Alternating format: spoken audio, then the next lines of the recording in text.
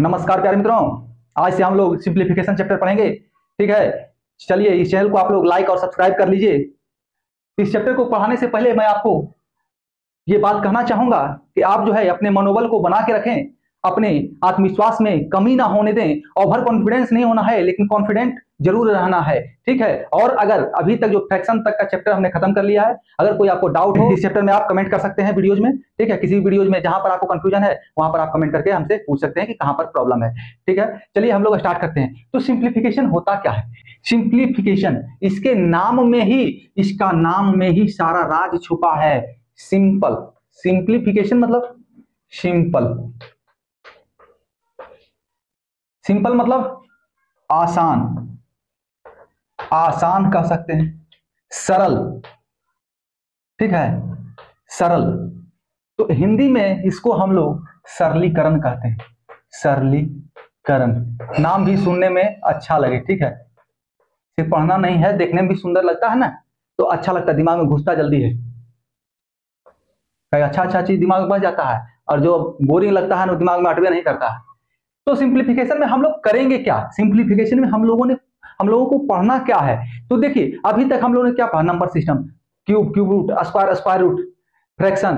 तो देखिए ये सारा चीज इसमें है, ये सारा चीज इसमें पढ़ना है। सिंप्लीफिकेशन यानी हर एक चैप्टर, जितना भी मैथ है उसको अगर हम शॉर्ट करते हैं, उसका हल करते हैं, वो सिंप्लीफिकेशन है। ठीक है, लेकिन इसमें हम लोग कुछ कुछ देखते हैं। कहां तक देखते हैं? तो नंबर सिस्टम्स के क्वेश्चन आते हैं, स्क्वायर, स्क्वायर रूट के क्वेश्चन आते हैं, फ्रैक्शन के क्वेश्चन आते हैं, नंबर्स के क्वेश्चन आते हैं, बहुत सारे विभिन्न मिसलेनियस क्वेश्चंस आते हैं। ठीक है, जिसको इसके अंदर हम लोग करने वाले हैं। फ्रैक्शंस के कुछ महत्वपूर्ण प्रश्न हमने फ्रैक्शन चैप्टर में नहीं किया, क्योंकि सरलीकरण में भी तो कुछ करना है ना, सिंप्लीफिकेशन में भी कुछ करने के लिए हो हमारे पास, इसलिए वहां पर हमने नहीं किया और हमने यहां पर आपको बताना है। ठीक है, तो देखिए क्या है सिंप्लीफिकेशन का तात्पर्य, क्या बताया? सरल करना। सरल करना, जैसे 22 जोड़ 25 इतना है, इसको सरल भाषा में हम क्या लिख सकते हैं? आसान भाषा में हम क्या लिख सकते हैं? तो 22 और 25 कितना होता है? 47। 28/14 लिखा हुआ है, ये हो गया जोड़, ये फ्रैक्शन हो जाता है आपका। 28/14 कितना होता है? इसको सरल करेंगे, इसको सरल करेंगे तो भाग दे देंगे, 2 आ गया। मतलब शॉर्टेस्ट फॉर्म, इसका जो सरल करना है, एकदम आसान कर देना है, एकदम न्यूनतम फॉर्म में ला देना है, उससे ज्यादा सरल वो हो ही नहीं सकता है। ठीक है, तो उसी को कहते हैं हम लोग सिंप्लीफिकेशन, सरलीकरण, एकदम न्यूनतम रूप में उसको प्रकट कर देना है। ठीक है, 52 अवतार में विष्णु भगवान 52 अवतार लिए थे ना, तो उसी को कहते हैं सिंप्लीफिकेशन। अब देखिए क्या है, 8 का स्क्वायर प्लस 7 का स्क्वायर भागा 4 दिया, इसको हल करना है, इसको हल करना है। फ्रैक्शन का कुछ क्वेश्चन रहेगा, 1/1 गुना 2 गुना 3 प्लस 1/2 गुना 3 गुना 4, यही डॉट डॉट चलता जाएगा। बहुत सारे प्रश्न हैं, बहुत सारे प्रश्न हैं। देखिए एक लंगड़ा भिन्न जिसको कहते हैं, फ्रैक्शन चैप्टर में सिर्फ हमने इसका इंट्रोडक्शन दिया था, यहाँ पर हम लोग डिटेल में इसको जानेंगे कितने कितने टाइप के आते हैं फ्रैक्शन। लंगड़ा भिन्न जो है, लंगड़ा भिन्न क्या कहिए, लैडर भिन्न कहते हैं इसको हम। ठीक है, लैडर फ्रैक्शन कहते हैं, लंगड़ा भिन्न कहते हैं, जो मन है वो कहिए। सारा सिंप्लीफिकेशन है, 1 + 2/3 + 1 4/3, यहां पर +1 है, ये क्रम चलता जाता है, ये क्रम चलता जाता है। तो ऐसे प्रश्नों को भी हमें देखना है, हर एक टाइप के प्रश्न को देखना है। देखिए कुछ कहता है कि राम को कहा गया 7/8 निकालने के लिए, वो निकाल लिया 8/7। ठीक है, तो अंतर आ गया 84। तो सर हल करें, कितना था मूल भिन्न, कितना था, हमको निकाल, प्रॉफिट कितना हो गया, लॉस कितना हो गया, इसमें मतलब अलग अलग चैप्टर्स के क्वेश्चन सारे सिंप्लीफिकेशन में आते हैं। सारे एवरेज, रेशियो, सारा चीज, सबको तो सिंप्लीफाई करना है ना, सबको शॉर्टेस्ट फॉर्म में लाना है, सबको हल करना है, तो सारा चीज सरलीकरण होता है, लेकिन कुछ दायरे में हम इसको बांध के चलेंगे। ठीक है, तो आइए हम लोग शुरुआत करते हैं। इसमें सिंप्लीफिकेशन का तात्पर्य होता है सरल करना, सरलीकरण, सरलीकरण। किसी भी प्रश्न को न्यूनतम फॉर्म में ला देना है, न्यूनतम फॉर्म में। ठीक है, सरल कर देना, एकदम सीधा साधी हो, सिंपल हो, आसान शब्दों में लिखा हो। तो आइए हमने कुछ एग्जांपल्स दिए कि ऐसे ऐसे प्रश्न इसमें होते हैं। तो सबसे पहले सिंप्लीफिकेशन में हम लोग पढ़ने से पहले अगला जो चैप्टर करेंगे, आज हम लोग कुछ देख लेते हैं, उसके बाद इसमें पढ़ाएंगे डिजिटल सम। डिजिटल सम, जो कि हमने बराबर आपके साथ चर्चा किया था, नंबर सिस्टम, स्क्वायर रूट, सब जगह चर्चा किया हमने क्यूब रूट में।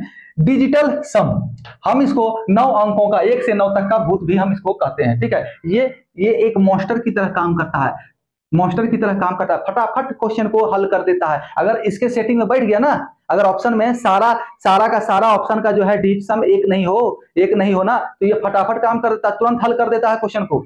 तो देखिए डिजिटल सम पढ़ेंगे हम लोग 1 से 9 तक, सारा खेला 1 से 9 तक है। देखिए जीरो हमने इसने ले लिया कि 9 इक्वल टू 0 होता है, 9 बराबर 0 होता है, ठीक है। 9 कहें या 0 कहें बात बराबर है, 9 कहें या 0 कहें बात बराबर है। तो हम अगले क्लास में डिजिटल सम पढ़ेंगे, उससे पहले हम लोग कुछ क्वेश्चन को इसमें हल कर लेते हैं। तो आइए देखते हैं। सबसे पहला इसमें जो है, आज हम लोग सबसे पहला जब हम कुछ एग्जांपल्स को हल करेंगे, उससे पहले आप ये देखिए सिंप्लीफिकेशन में कुछ ऐसे भी प्रश्न आएंगे जो बोर्ड मास के तहत आपको हल करना पड़ेगा, बोर्ड मास के तहत, ठीक है। क्योंकि सिंप्लीफाई कर रहे हैं, वहां पर plus minus bracket of multiplication और सब्सट्रैक्शन सारा चीज आना है, डिवीजन सारा कुछ आना है, तो उसमें आपको बोर्ड मास को ध्यान में रखना ही होगा।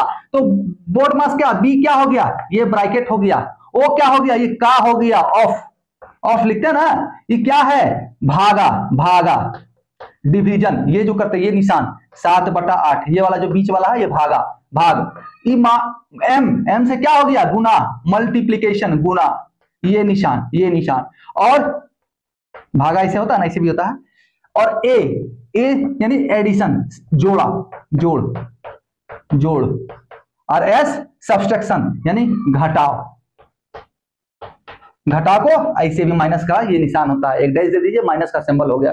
तो अगर ये सारे के सारे सिंबल एक प्रश्न में हो प्रयुक्त, तो हमें सबसे पहला सॉल्व जो है, सॉल्यूशन जो है इस ब्रैकेट वाले का करना है। उसके बाद इस ऑफ लिखा हो या का, इंग्लिश में होगा तो ऑफ लिखा होगा, हिंदी में होगा तो का लिखा होगा, तो का, उसके बाद जो है इस भागा का, उसके बाद गुना का, उसके बाद जोड़ का, उसके बाद घटाव का, सबसे लास्ट में घटाव का, ठीक है। कहीं ऐसे इन दोनों को आपस में इधर उधर कर सकते हैं, कोई दिक्कत नहीं होगा, कोई प्रॉब्लम नहीं होगा, लेकिन इतना तक तो आपको एकदम श्रेणी वाइज चलना है। पहले ब्रैकेट, फिर ऑफ का, फिर भागा, फिर गुना, ठीक है, उसके बाद जोड़ और घटाव आता है। तो बोर्ड मास आपको सिंप्लीफिकेशन में फॉलो करना होगा। ऐसे बोर्ड मास हर जगह फॉलो होता है, लेकिन सिंप्लीफिकेशन में ज्यादा क्वेश्चन मिलेंगे जो बोर्ड मास आपको फॉलो करना होगा। ऐसे हम क्वेश्चन हल कराने वाले नहीं है, आसान क्वेश्चन जो टिपिकल क्वेश्चन हैं वही आपको हल करवाएंगे, जो कि एग्जाम्स में आते हैं, ठीक है। आपका समय बर्बाद करना हमारा उद्देश्य नहीं है। कुछ एग्जाम्पल जो है आप देख लीजिए, जैसे 70 का 90% बराबर 14 का x%। ये आपको ऐसा प्रश्न एग्जाम में आ सकता है। ऐसे प्रश्न अक्सर आते नहीं है, लेकिन ग्रुप डी जो है क्लास 4 लेवल के जो एग्जाम्स होते हैं वो इसमें ऐसे प्रश्न आ जाते हैं कभी कभी, ठीक है। तो देखिए हमें आपको बताना सब कुछ है, हर एक प्रकार को आपको बताएंगे, ठीक है। उसके बाद इससे टिपिकल होते जाएंगे, जैसे कि प्रॉपर एग्जाम में पूछे जाते हैं, लेकिन शुरुआत तो कहीं से करनी होगी, एक बार में पहाड़ पर थोड़े ही चढ़ जाते हैं हम लोग। तो 70 का 90%, तो 70 का अर्थ क्या होता है, गुना, का मतलब गुना, 90 भागा 100, ठीक है। 14 का x भागा 100, अगर दोनों साइड परसेंट हो ना तो ये 100 करने का मतलब ही नहीं है। इस परसेंट को आप यहीं से कैंसिल कर सकते हैं और यहां से डायरेक्ट आप एग्जाम्स में प्रश्न को हल कर सकते हैं। इतना लिखने की आवश्यकता नहीं है पेन पेपर पर, ठीक है। आपको रफ शीट जो दिया जाता है उसका यूज ना करें, ज्यादा अच्छा है, और मौखिक कैलकुलेशन करने पर ध्यान दें। अगर ऑनलाइन एग्जाम है तो आप कर सकते हैं, लेकिन यहीं से आप सॉर्ट कर लीजिए ना, यहीं से शॉर्ट कर लीजिए, यहीं से शॉर्ट कर लीजिए। 14 25 70, डायरेक्ट यहां रफ शीट पर 5 लिखिए, रफ शीट पर डायरेक्ट 5 लिखिए। अब 5 का 90 और बराबर यहां परसेंट तो काट दिए x। अब हल कर लीजिए, 9 5 45, 450, x का मान क्या हो गया 450। हमें इतना लिखने की आवश्यकता नहीं है एग्जाम में ऐसा लिखना नहीं है, लिखने में हमें समय बर्बाद नहीं करना है। अगर हमें 50 क्वेश्चन हल करना है तो अगर ऐसा लिखते जाते हैं तो बहुत सारा समय बर्बाद हो जाएगा, जिसमें कि बहुत सारा नहीं तो कम से कम 5 क्वेश्चन का समय तो बर्बाद हो जाएगा ये कैलकुलेशन को जो है लिख के सॉल्व करने में। तो उससे अच्छा है कैलकुलेशन शॉर्ट फॉर्म को हम ही लिखें और हल करते जाएं, ठीक है ना। यहाँ डायरेक्ट कर सकते थे 14 25 70, 90 25 450, आंसर x बराबर 450%, यानी कि ये 14 का 450% जो है 70 का 90% के बराबर होगा। कहीं कोई कंफ्यूजन नहीं होना चाहिए, ठीक है। आगे देखते हैं। देखिए